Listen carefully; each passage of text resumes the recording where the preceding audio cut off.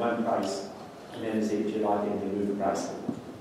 And so we're getting very good at competing on multiple fronts. Their fronts are better, and we fully intend to be. And John, you used to thought that the industry trend is to the consolidation, to consolidate the different players, the big names like you, Oracle, Microsoft. You still think about that, and you are thinking to buy different kind of companies like Facebook bought WhatsApp, different. Not for 19 billion. No. So to answer your question very directly, I think unfortunately what you're about to see in this industry will be more of a musical chairs exercise than it will be companies buying other companies. Lots of companies are in play now. It's surprising how many companies are uncomfortable with how their hand plays out. And we get most all the calls because we tend to be a company that people want to become a part of. But our acquisitions will be probably more in the type we did with SourceFire, Meraki, than will be a large player overall. I do think you'll look back 3 to 5 years from now, and the companies that we had up on that list, it might surprise you how many of the big and smaller players are not very relevant. Here. Sure. I'm going to go here and here if I can. Thanks. Thanks. With some key economies in Europe moving into recovery now, what are your thoughts on Cisco's positioning and partners' positioning in key European markets? Jack? Well, I think you're right. We've seen improvement, obviously, as many of you have, and so I think that and we also see a very aggressive market relative to IoT and IoE. Countries like Germany and others are actually embracing it and moving very quickly. So we think that with more favorable economic conditions and this affinity for technology in the first place, it's a very good market for everything that we've talked about. They're also embracing these new and driving these new consumption models that we've talked about, which is one of the big reasons for the cloud today. So we think all the trends that are happening there are actually aligned with all the things we've talked about here and our partners, and so we're very optimistic. Please.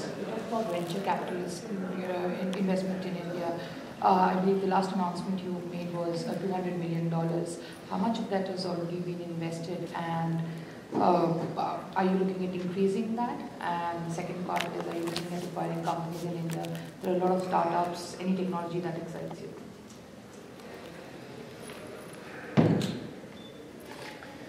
To me, trust and transparency is what it's all about.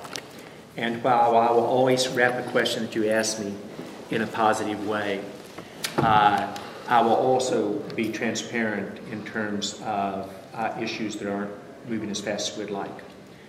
We will apply that $200 million to venture capital investments. But I think if you were to look at the investment community and all of the venture capitalists, many of them flooded into India thinking this would be the next wave of startups, and most of them have come back out. So we have to get that entrepreneur spirit, startup mentality, win-win mentality at a larger scale in India. And so if I'm ever too direct, please forgive me, but I know where the venture capitalists are on that. And I know that I wanted to buy a number of companies in India and they weren't the targets. So are you saying the Indian market is not ready yet for... Now I think the Indian market has to do a lot more startups and has to create that entrepreneur spirit of being leading edge at a faster scale. And this is where I'm just being very open with you as your partner. I'm committed to India. I love India. I'll be there, and Chuck, you and I are there in 2 months, a month and a half. But it hasn't taken off in terms of the IPOs generated anywhere near like China or Israel or other parts of the country has. And I think that might go back to how do we, with a couple of the universities, create what Stanford and MIT do so well, which is a startup mentality with the professors making a difference, venture capital coming in, etc. on it. So are you looking at more engagement to kind of drive that innovation and spirit? Because we see a lot of companies doing that, engaging with the universities there, more proactively. Well, we're very proactive with the network academies across all of India, as you're aware. You'll see us partner with major service providers to bring healthcare into India in a very unique way. You'll find that we hire, Pankaj, a huge number of graduates on that. Very committed. So this is one that I think the country might want to take a step back, bring in a couple partners like Cisco and say, how do we reinvigorate that? Because that's what we do with MIT.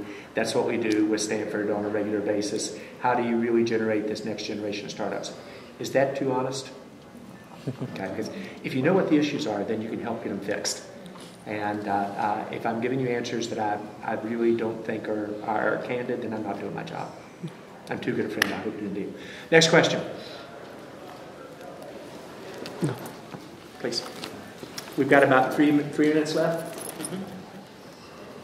How do you see the future between Cisco and over the top players like Google, Facebook, WhatsApp? Because they're buying a lot of technology, Cisco. And what's the future for you? Rob?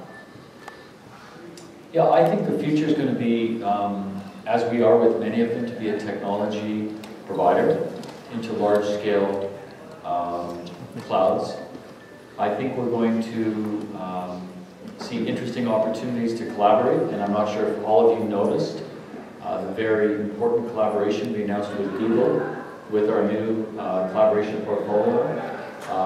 And I think you're going to see, especially in the area of collaboration, there's an opportunity for us to take some of the unique innovations we have in our video and software portfolios and collaborate with many of those providers.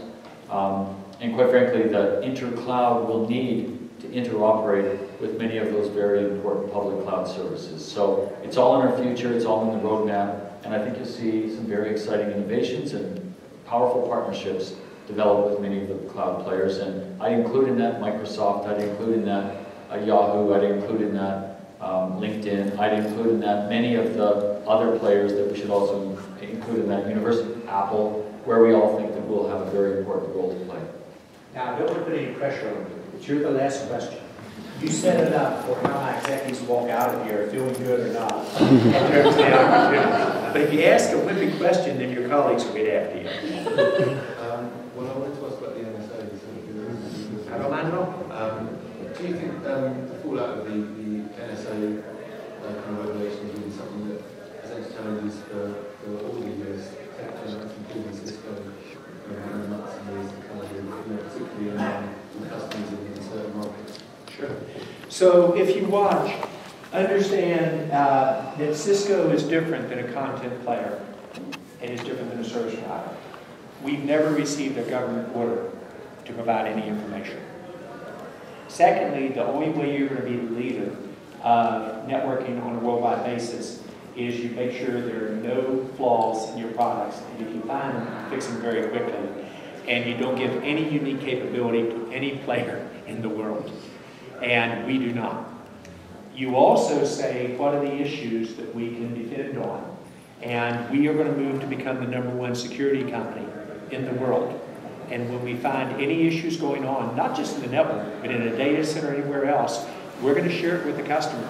And it doesn't matter if that customer is in Europe or in China. And we've done that. So you will see us deal with this in a way that our peers have not, and to take the legitimate needs of government that they want to adjust to. Data sovereignty is an example. I don't know how you solve that problem without what Rob described in terms of the intercloud solutions, to where you can keep the data in whatever country you want with the capability so that each player, content player or service provider, doesn't have to build their separate data center everywhere on it. So we will take the challenge and actually reverse it. We have tremendous trust around the world. That is so important. And while we're a far from perfect company, we do say what we really believe. And you've seen our credibility again and again occur in that area. So are we the infrastructure player for most of Russia? Absolutely. Do we do the security systems in Moscow? Absolutely. And the Russians are as good at technology as anyone is in the world.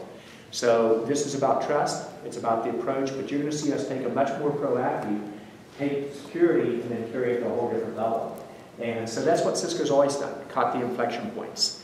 And this is where I think we can be a company that when we dream about changing the world, we actually believe we can. Our interests go well beyond just economic benefit. It's about how you partner with countries. And if you partner, you've got to make sure your partners get to pay back the same way. It's about whatever the top priority of leaders in a country are, that becomes our top priority. Whether it's in the UK or India, it's about how do you create new businesses, innovation, etc. within it. And we're a company that understands how fast this market's going to change. how fast it changes is what we need to do better than anyone else. And our track record has been pretty good. So, Rob, I'm going to ask you to close this one any way you want to close it. You can talk about final thoughts on the cloud announcements or anything you want in terms of finishing the meeting up. Yeah, I think this is a real important time for Cisco, and I think it's one that's very important for our partners. They feel the market accelerating, they feel the changes coming at them, and so far, John, I think we've heard at this Partner Summit, this is going to be one that we all remember, where we sort of set a new direction together with our partners, and we've been to a few of those where we set really bold new directions. They've all worked very well. So in retrospect, I think Chuck and I, Edison, you talked with Bruce, John, I think we all agree this is a really important new direction for us with our partners, and there's a whole wave of growth in front of us. We're excited about that. We've had very positive feedback. I think you'll hear the same in the interviews that you do with our partners as you have such open access here. And we're very excited about the future direction. We're very excited about growth. Were you all comfortable with the level of candor? Did you feel like we dodged any issues? Can I just see a show of hands? Were you comfortable we were transparent? Anybody think we weren't? Call us if you think we're not. I'm ever too direct. You got to tell me it's your friend. We want to thank you for the time. Extremely valuable for us. And we'll try to be a good partner with you in terms of achieving your goals and how you educate people around the world what's possible and the challenges. So have a great day, David. I'll turn it back over to you to bring us up. I'll just say thank you.